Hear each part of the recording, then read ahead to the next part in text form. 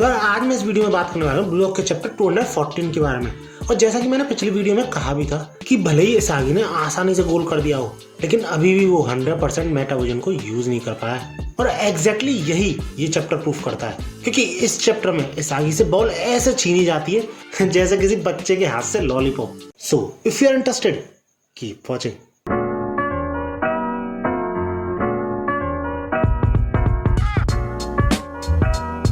तो जैसे कि हमें पिछले चैप्टर में दिखाया गया था कि कैसे इसागी ने अपने लेफ्टी शॉट को अंजाम दिया था। आखिर ऐसा क्या किया था उसने मैच से पहले। और इस चैप्टर की शुरुआत में हम देखते हैं आइक को, जो कि काफी ज्यादा इम्प्रेस तो हो जाता है इसागी से, उसके लेफ्टी शॉट से, जो कि एक चीट कोड की तरह काम करा है। बट बंदे को ये भी क्लियर था कि 2 फुटेड सिर्फ कुछ ही दिनों में बनना इम्पॉसिबल है, यानी उसका जो लेफ्टी शॉट है वो। इसके बाद हमें वैसे कुछ बताया नहीं जाता कि क्या सोच रहा है वो, लेकिन मेरे अकॉर्डिंग वो यही सोच रहा है कि ऐसा लेफ्टी शॉट हर बार काम नहीं करेगा। मतलब कुछ बेसिक कंडीशंस को इसाई को पूरा करना पड़ता होगा ऐसे लेफ्टी शॉट के लिए। अब वैसे ही मुझे ही लगता है, हो सकता है सही भी हो सकता है गलत भी हो। तुम्हें क्या लगता है? लेट मी नो इन कमेंट्स। इसके बाद हम देखते हैं लोरेंजो को, जो कि काफी ज्यादा इम्प्रेस हो चुका होता है इसागी के ऐसे प्ले से। और वो तो ये तक कह देता है कि इसागी की वर्थ 50 मिलियन हो ही नहीं सकती, जिसका मतलब काफी हद तक वो माइकल के जैसा ही है, एज स्ट्राइकर। देख रहे हो, बंदा वर्ल्ड्स 11 में जो काउंट होता है प्लेयर, उसके साथ कंपेयर किया जा रहा है। बट इससे साई को कोई फर्क नहीं पड़ता था। और वो लोरेंजो से ये बोलता है कि किसके साथ भिड़ रहे हो, उस गाय को जरा सोच कर चुनना ज़ॉम्बी। जो सुन के लोरेंजो काफी ज्यादा सीरियस हो जाता है और इसाई को ये क्लियर कर देता है कि सिर्फ एक गोल से, जो कि लकीली तुम कर पाए, ज्यादा उड़ो मत। और ऐसा कहते हुए वो ऊबर्स के सारे प्लेयर्स को अपना जलवा दिखाने की बोलता है। और इसी के साथ मैच फिर से रीस्टार्ट होता है और फिर से सेम वही चीज रिपीट होती है।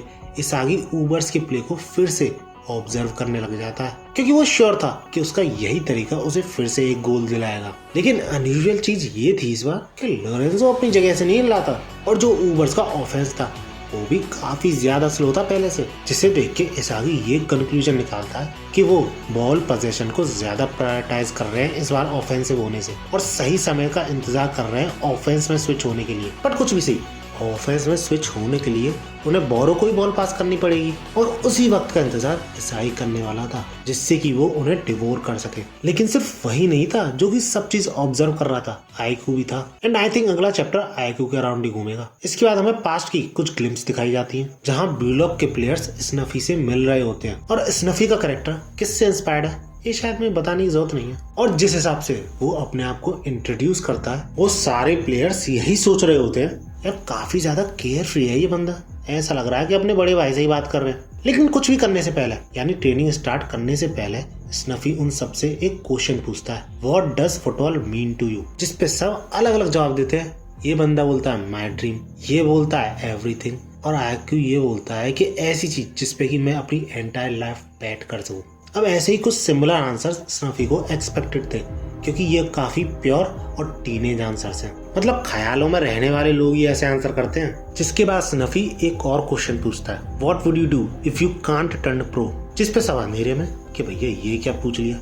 लेकिन ये जो क्वेश्चन था काफी ज्यादा प्रैक्टिकल था स्नफी के अकॉर्डिंग, क्योंकि फुटबॉल में काफी बार इंजरीज आती रहती हैं, तुम इन सबसे दूर तो भाग नहीं सकते। और ऐसा होने पर फुटबॉल, जिसे कि तुम इतना ज्यादा प्यार करते हो और पैशनेट हो जिसके लिए, तुम उसे कभी नहीं खेल पाओगे। और ऐसा केस ब्लू लॉक में एक प्लेयर के साथ हो भी सकता है, जो कि है शिगरी। अब क्योंकि इस क्वेश्चन का आंसर किसी के पास नहीं था, तो स्नफी ये तक बोल देता है कि जो इसका आंसर नहीं दे सकता वो सपनों और ख्यालों में रहने वाला बंदा है। क्योंकि एक प्रोफेशनल के लिए किसी भी कीमत पे जीतना उसकी ड्यूटी होती है, क्योंकि जीतने पर ही तुम कमाते हो और खाना खा पाते हो। तो इसलिए स्नफी उन सबसे सिर्फ एक बात याद रखने को बोलता है कि फुटबॉल इज अ जॉब। और ऐसा कहते हुए वो उन सब की तरफ कुछ होलोग्राम्स भेजता है और ये बोलता है कि जो ये क्लब्स है लाइक ऊबर्स, इसे तुम कॉर्पोरेशन की तरह ले सकते हो। गेम्स जो होते हैं वो बिजनेस डील्स होती हैं और तुम एक एम्प्लॉय हो। इसके बाद स्नफी ये बताता है कि वो सारे जो होलोग्राम्स हैं वो सारी स्ट्रेटजीज हैं किसी भी सिचुएशन को काउंटर करने के लिए। ऑफेंस के थ्रू और डिफेंस के थ्रू भी। और ये सारी चीजें उसने हर एक बंदे के हर तरीके के डेटा को एनालाइज करके निकाली है, जिसे देख के वो सारे प्लेयर्स काफी ज्यादा इम्प्रेस हो जाते हैं। और स्नफी तो पूरे कॉन्फिडेंस के साथ ये तक बोल देता है कि अगर तुम ये सारी स्ट्रेटेजीज रिमेम्बर करने में कामयाब रहे और उन सबको एग्जीक्यूट भी कर पाए बिना किसी प्रॉब्लम के, तो तुम 101% जीतोगे। लेकिन फिर भी अगर तुम किसी वजह से हार भी जाते हो तो सारा इंतजाम मेरे ऊपर होगा कि मैं हर सिचुएशन के हिसाब से स्ट्रेटेजी नहीं बना पाया, क्योंकि ऐसे केस में ऑब्वियसली सारी रेस्पॉन्सिबिलिटी प्रेसिडेंट के ऊपर होती है, जैसे कि वो एम्प्लॉयज को ऐसी चीजों के लिए ब्लेम नहीं किया जाता। इसके बाद स्नफी उन सबसे तैयार हो जाने को बोलता है उसकी स्ट्रेटेजी के आर्म्स और लेग्स बनने के लिए। बट ब्लू लॉक के प्लेयर्स को बड़ा अजीब लग रहा होता है कि कैसी जगह पे आ गए भैया हम।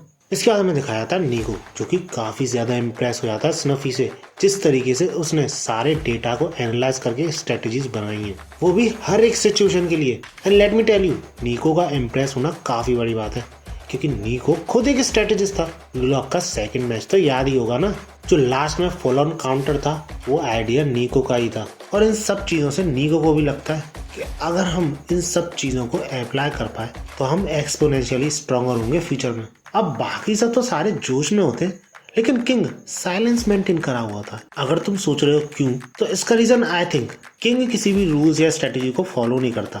उसने अंडर 20 जापान से जब मैच हुआ था तब भी ऐसा नहीं किया था। और अगर तुमने गौर किया हो तो ये हॉलोग्राम्स चारों प्लेयर पे गए हैं जो कि ब्लू लॉक से आए, लेकिन किंग पर नहीं गया क्योंकि आई थिंक स्टफी भी ये जानता था कि ये बंदा स्ट्रेटेजी फॉलो करने वालों में से नहीं है। तुम्हें क्या लगता है मुझे कमेंट्स में जरूर बताना, मैं सारे कमेंट्स पढ़ता हूँ क्योंकि। इसके बाद हम वापस मैच पर आते हैं, जहाँ पर कि इसागी ढंग से ऑब्जर्व कर रहा होता है बोरो के मूवमेंट्स को, और वो ये एंटीसिपेट तक कर सकता था कि इट्स कमिंग, क्योंकि बोरो की जो रिदम थी, उसका फुटवर्क था, वो चेंज हो रहा था, यानी ऑफेंसिव मोड में जा रहा था। और जैसे ही सिंधो बोरो को बॉल पास करता है, फिर से वही चीज हम रिपीट होते हुए देखते हैं। इसागी बीच में कूद के फिर से उस पास को इंटरसेप्ट कर देता है, जैसे कि पहले किया था। और बंदा फुल कॉन्फिडेंस में ये बोलता है, टू इजी, तुम सबको इससे काफी ज्यादा बेहतर करना पड़ेगा। बट अंतर ये था इस बार कि ऊबर्स का एक भी प्लेयर शॉक में नहीं होता और बोरो के रिएक्शन में सिर्फ 2 वर्ड निकलते हैं, गेट हिम। जिसके बाद हम ये देखते हैं कि ऊबर्स के 3 प्लेयर एक साथ इसागी की तरफ बढ़ना शुरू कर देते हैं, जिसपे इसागी पूरी तरह शॉक्ड हो जाता है कि भैया क्या है ये सिस्टम, और वो भी इतने तगड़े कोऑर्डिनेशन के साथ, तीनों एक साथ आ रहे हैं। जिसके बाद कोरोना इसागी का नाम लेके उससे बॉल पास करने की बोलता शायद, लेकिन बंदे को मौका कहाँ दिया जा रहा था। और ये सब इतनी तेज होता है कि इसागी के पास मेटा विजन यूज करने तक का टाइम नहीं था। जिसके बाद इसागी समहाउ बॉल को अपने पास मेंटेन कर रहा होता है, लेकिन तभी अचानक से वहां पर नीको आ जाता है और ये बोलता है टू स्लो, और इसागी से आसानी से बॉल छीन लेता है। तब इसागी को ये रियलाइज होता है कि वो सब कुछ पहले से ही जानते थे कि इसागी ऐसा ही कुछ करेगा, और वो सब कुछ जो सीक्वेंस था डिफेंसिव से ऑफेंसिव मोड में जाने के लिए, वो सब कुछ उनके प्लान का पार्ट ही था। जैसे कि स्लोली अटैक करना, और अगर कोई ओपोनेंट बॉल को छीन भी ले तो हाई प्रेस के थ्रू उस बॉल को तुरंत ही छीन लेना, और इसके बाद उस शॉर्ट काउंटर का फायदा उठाना। बट शॉकिंग ये था कि ये स्ट्रेटेजीज, आइडियाज और ऑप्शन, ये सब कुछ ऊबर्स के सारे प्लेयर्स को सेम पेज पर रखते हैं। मतलब एक ही चीज सोच रहे होते हैं एक साथ वो सारे, जिस वजह से इसाई को ऐसा फील हो रहा होता है कि ये सारे 11 प्लेयर्स एक बहुत ही खतरनाक ऑर्गेनिज्म की तरफ फील हो रहे होते हैं उनसे, और इस सब के पीछे था ये बंदा। तो आज की वीडियो में इतना ही। तुम सबको ये चैप्टर कैसा लगा कमेंट्स में रेट जरूर करना आउट ऑफ 10। वीडियो अच्छी लगी तो लाइक जरूर करना, और ऐसे ही वीडियोस के लिए मेरे चैनल को सब्सक्राइब जरूर करना। और भागो।